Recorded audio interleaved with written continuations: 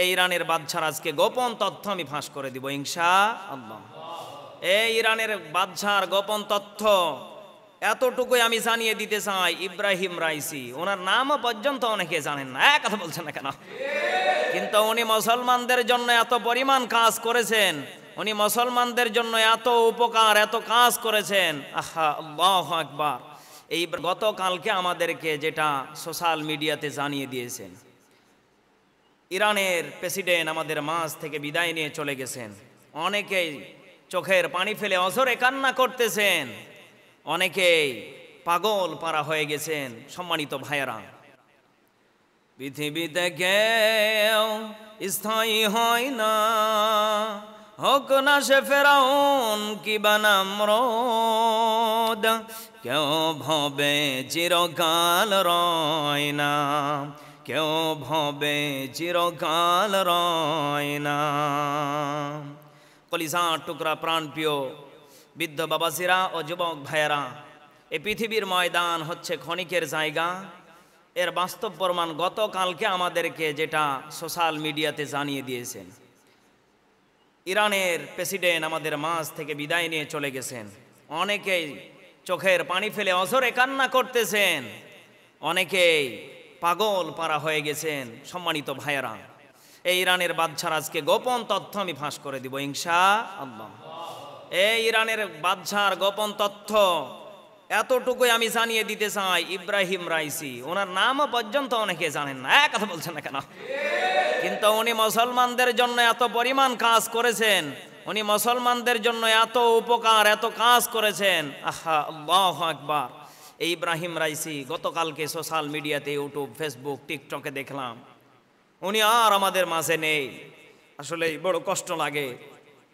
আল্লাহ পাক রব্বুল আলামিন বলে, বান্দা এই পৃথিবীর ময়দানে কেউ থাকবো না, সে প্রেসিডেন্ট হোক, চেয়ারম্যান হোক, মেম্বার হোক, সেটা যেই হোক না কেন, আমাদের মামুন ভাই মেম্বার হোক, যেই মেম্বারই হোক না কেন, সকলকে পৃথিবীর ময়দান থেকে ত্যাগ করা লাগবে ইনশাআল্লাহ।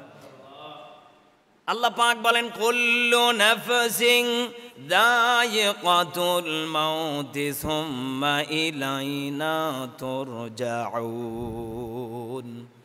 আল্লাহ পাক বলেন, এই পৃথিবীর ময়দানে যাকে আমি আল্লাহ হায়াত দিয়েছি, তাকে আমি আল্লাহ মরণও দিয়েছি। এটা অনেকেই বিশ্বাস করে না। এরকম মুসলমান নেই।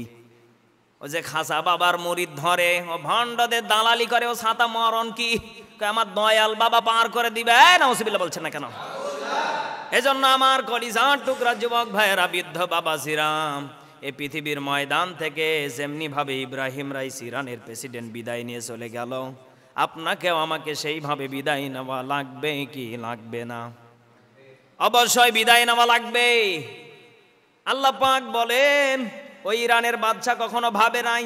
3টা হেলিকপ্টার একসাথে উড়াল দিয়েছে, 2টা হেলিকপ্টার ফিরে চলে এসেছে, কিন্তু একটি হেলিকপ্টারের খবর নেই। 20 ঘন্টা ধরে, 15 ঘন্টা ধরে খোঁজাখুঁজির পরে এক জঙ্গলে পেয়েছে, যেখানে একজন নয়, 2 জন নয়, 9 জন ব্যক্তি একেবারে নিমেষেই ধ্বংস হয়ে গেছে। এজন্য আমার বাবাজিরা, মরা লাগবে পৃথিবীর ময়দানে। ইরানের প্রেসিডেন্ট হোক, সেই যেই দেশের প্রেসিডেন্ট হোক না কেন, আপনাকে আমাকেও কিন্তু মরা লাগবে। আল্লাহ পাক বলে, বান্দারে অবশ্যই একটা জিনিস মাথায় রাখবে, মরণের আগে অন্তত পক্ষে বুখারী মুসলিমের হাদিসটাকে আমল করে আসবে। যে কোনো কাজে, ভালো কাজে যাবে, ইন্নামাল আমালু বিন্নিয়াত, প্রতিটা কাজ তুমি নিয়তের ওপর অটল রাখবে, ভরসা রাখবে। সেটা ছোট কাজ হোক আর বড় কাজ হোক, আমি আল্লাহ রাব্বুল আলামিন জানিয়ে দিলাম, ওই কাজটাকে আমি আল্লাহ কবুল করে তোকে জান্নাতে দিয়ে দিতে পারি। সুবহানাল্লাহ বল না কেন? এই পৃথিবীর ময়দানে সুন্দর একটা নবীজির একটা হাদিস আমি পড়েছি, অনেকে হাদিসের মুখস্থ। ক্বালা নবী সাল্লাল্লাহু আলাইহি ওয়াসাল্লাম, আখলিস দীনাকা ইয়াকফিকাল আমালুল কলিল। হাদিস থেকে আমি যেটা তথ্য পেয়েছি, আপনাকে আমাকে বিশাল বড় আমল করা লাগবে না। 10 তলা 20 তলা বিল্ডিং বানিয়ে দেবেন হারাম টাকা দিয়ে, ও কি জান্নাত পাওয়া যাবে? এক কথা বলছেন না কেন? সুদের টাকা দিয়ে গাড়ি বাড়ি করে দিলেন, আর আপনি বলেন আমি দান করতেছি, অত টাটকা বাটপার। এজন্য আমার বাবাজিরা, মরণের আগে হাদিসের আমল রাখা লাগবে। সেটা অল্প আমল হোক, অন্তত পক্ষে নবীজির হাদিস যদি কেউ আমল করে যেতে পারে, অবশ্যই আল্লাহ তাকে জান্নাতুল ফেরদাউস নসিব করবেন। আমিন বলেন। এজন্য আমার বাবাজিরা, এই ইরানের বাদশা যেইভাবে আমাদেরকে জানিয়ে দিয়ে গেল, আমাদের সকলকে এতটুকুই জানিয়ে দিয়ে গেল, এই পৃথিবীর ময়দান থাকার জায়গা না। পৃথিবীতে কেউ থাকবে না। ফেরাউন, নমরুদ, ইহুদি, বাদশা, প্রেসিডেন্ট, মেম্বার, চেয়ারম্যান, কেউ না। হুজুর, খেজুর, যাই বলেন না কেন, কেউ থাকবে না। সকলকেই বিদায় নেওয়া লাগবে ইনশাআল্লাহ।